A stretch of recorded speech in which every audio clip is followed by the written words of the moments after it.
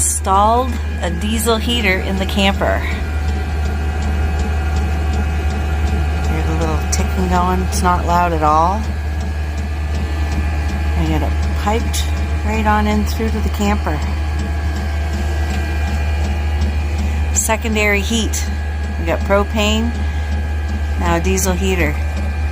I'll show you where it comes in from the inside. Please stand by. Coming in the camper here now. And this is where we got it coming in through.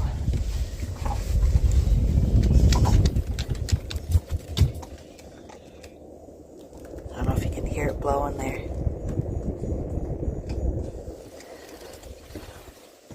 Diesel heater, folks. Heating the camper.